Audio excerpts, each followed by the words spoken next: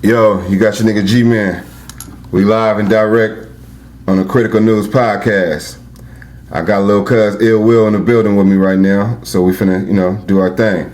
I had already told y'all that we're gonna do an in-depth interview on all of our lives, and right now I'm gonna ask him a few questions, just so y'all can get to know him a little bit, know where he came from, a little bit about it, what he been through, what he plan on doing. But we're gonna start from the beginning.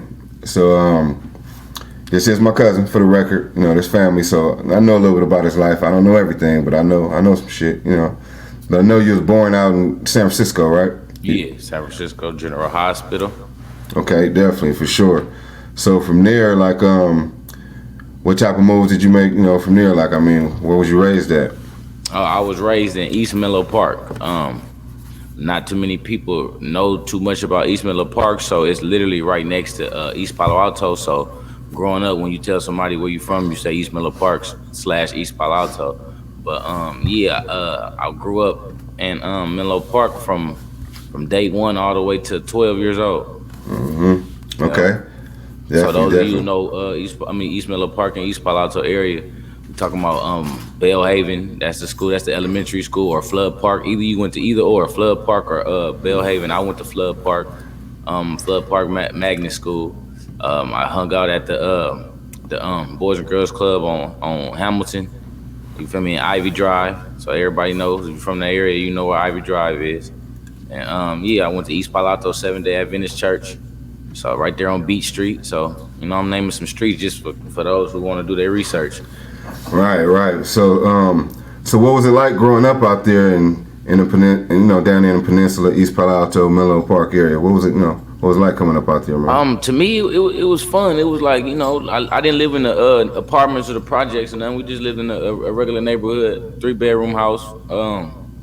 I had, friends in the neighborhood. I stayed next to I was in a predominantly Mexican neighborhood, more like I had Mexicans on the left of me, Mexicans on the right of me. It was a black person stayed across the street from us though, but it was like only three black people on the block. You feel me? Everybody else was Hispanic.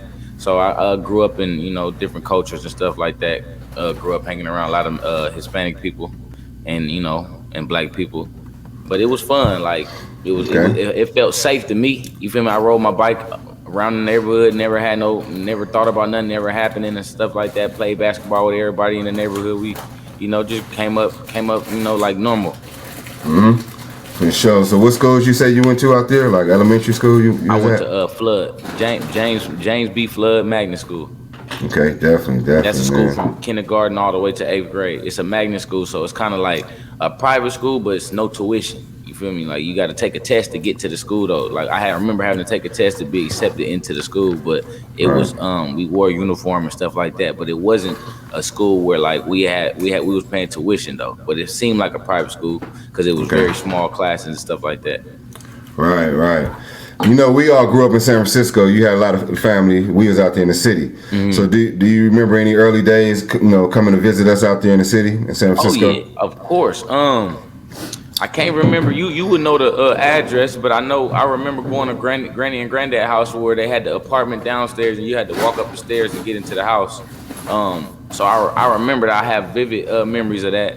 Going to see. I remember going to see Auntie Linda, going to see Auntie Nay, and everybody. We all in Sunnydale, so I remember that because I remember Uncle Michael. Even Uncle Michael's house, he had the basketball court in his backyard. Like you just in his backyard, you go up and I remember playing basketball with little Michael and stuff. So, I definitely came to the city a lot.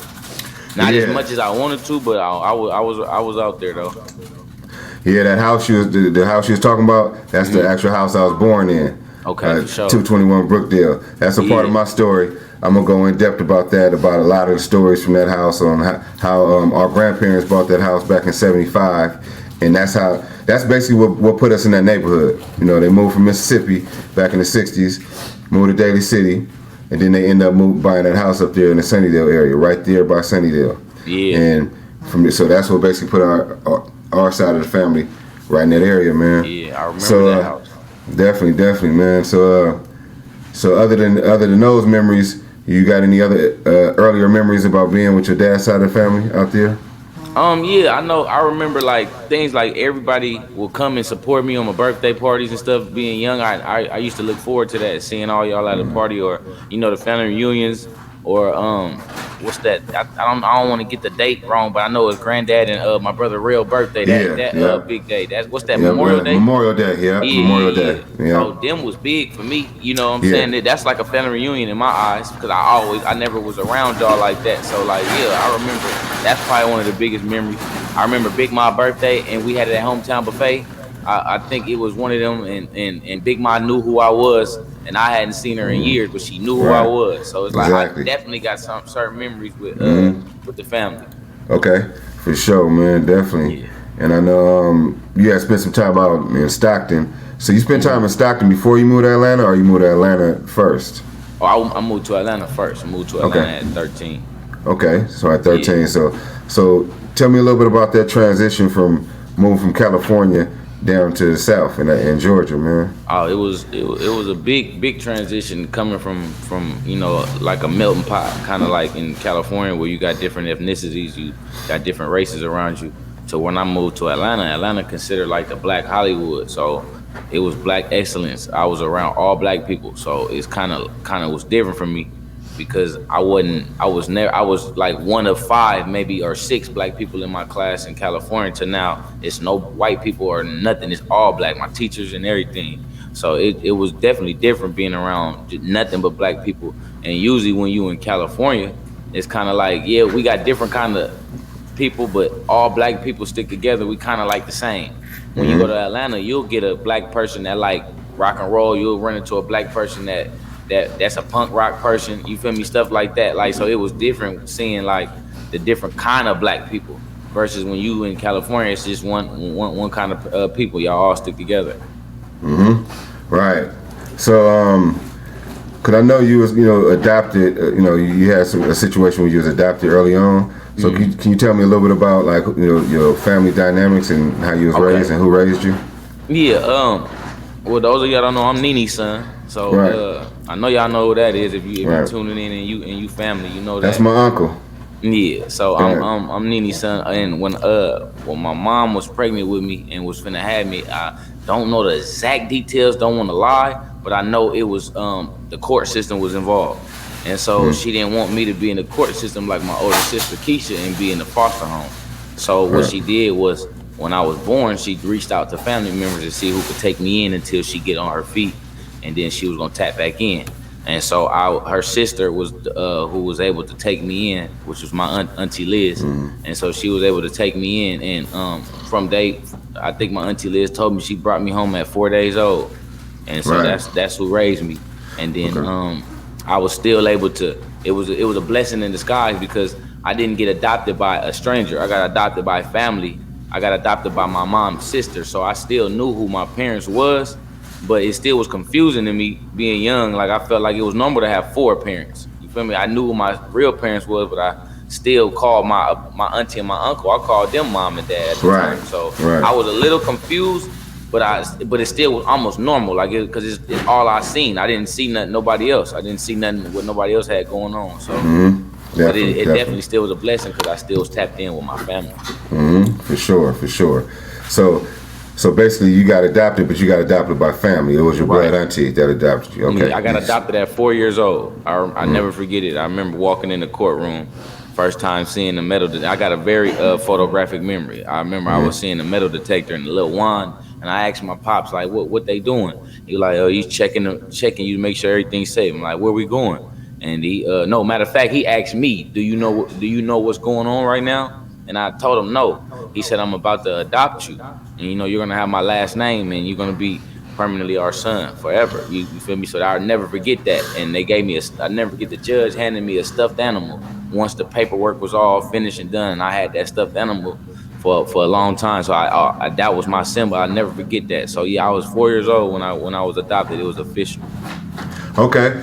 Can you tell us a little bit about your siblings? Like, how many siblings you got, just for the records? Okay. Well, I got 2 sisters, and I got 5 brothers, and one has passed. My oldest brother going to do it. He passed away. But yeah, it's Are these on your mom's side, dad's side? Like, okay, so my dad got a total of 7. So my dad has It's on my mom's side. It's just three of us. It's just me and my two sisters. I'm the Okay. middle. I got a younger sister and I got an older sister. I'm 2 years younger than my older sister. I'm 2 years older than my younger sister. So I'm right there in the middle.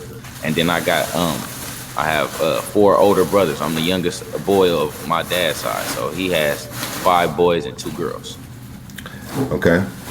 Definitely. And can you tell us a little bit about like the earlier stages, like when you moved to Atlanta? How was it going to school out there? Like, what was the difference? You know, like any kind of differences between the Bay Area and moving down south? Well, it was a big difference. The main difference was just the culture. When I was in school, I was wearing uniform. We all looked at it like, you feel me? On Fridays, we was able to wear. It was called Free Dress Friday, so we was able to wear wherever we wanted. But when got to Atlanta, it was you wear whatever you wanted every day. So it was almost like I haven't been used to. It's almost like you got to get used to a fashion show every day. Everybody was coming with it every day, and I'm so used to everybody just coming with it on Fridays. So like that was different. I never had to change classes in California. I was in a smaller school, so our teacher, she taught us all subjects. We didn't switch classes when the bell rang type shit in California. So I get to Atlanta, the bell ring. I'm like, why everybody getting up leaving? Like, where y'all going? I didn't know nothing. They gave me my schedule, my classes. I was just, I was so confused because even though I was in the 8th grade, I didn't never switch classes all through 1st and 8th grade because our school was a different kind of format. So that was definitely different. And then just growing up with the same people for the last 12 years, then I come somewhere else where I don't know nobody. Everybody else know each other. Everybody else family. So I definitely felt like the outcast. Definitely felt like the outcast. Where when I was in California, I felt like one of the guys. Definitely, man. So, hold on one second. So as far as like, what schools did you attend out there in Atlanta, Georgia? Okay, well, I went to for middle school. I went at the back end of the 8th grade, so I got there like 2 weeks before Christmas, before you go on break for the winter break. So, and that would be considered the second semester. So technically, I just did a semester in 8th grade there, and it was Sandtown Middle School in Atlanta, Georgia, off of Camp Creek Marketplace in Campbellton Road. And then I went to high school, Westlake High School, class of 2010, in Atlanta. Those of y'all don't know, alumni would be Cam Newton, Pac-Man Jones, just to name a couple of athletes or whatever. So yeah, real big high school, real big known high school, especially when it comes to athletics and stuff. And that stuff I went to the same high school all through high school, 9th, 10th, 11th, and 12th. Right leading up to graduation.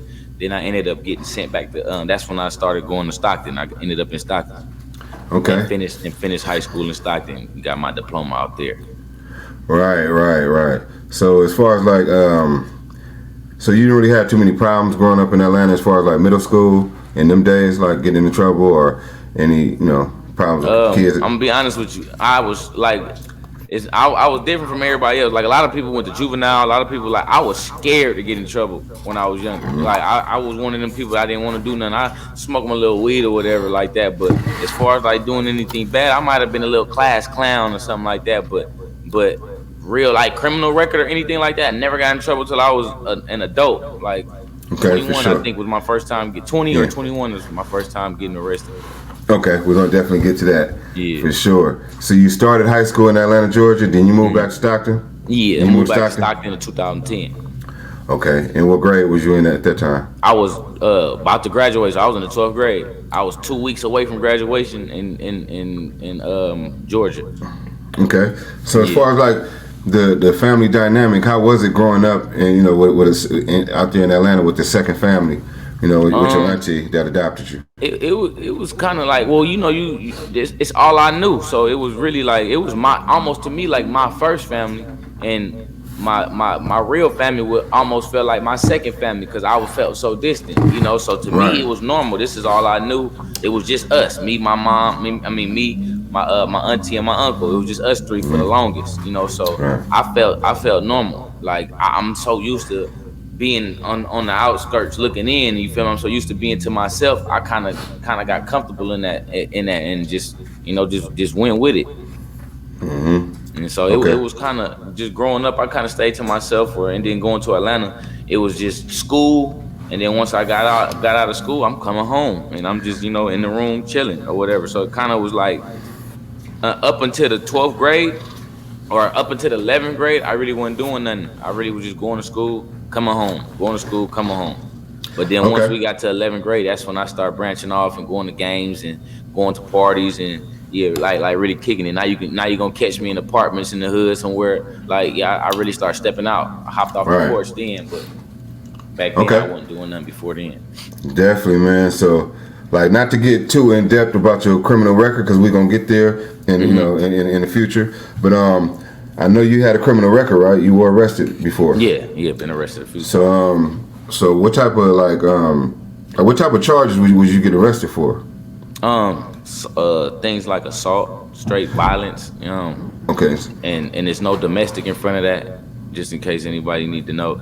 For sure. Yeah, just had anger issues. So a lot of the times I, just had, without getting into detail, just had a bad day. Couple days I had a bad day, ended up getting a couple charges, stuff like that.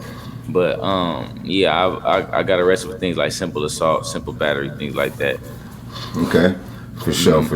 Definitely, we're gonna get back, get to it later on. But I just want to give you, give the people a quick introduction on the channel, just so they get familiar with who they're dealing with, because you're gonna be bringing them a lot of news and we're gonna be speaking on a lot of topics and doing a lot of work in the future.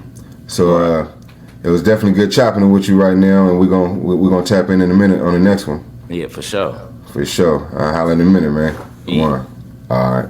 Yeah.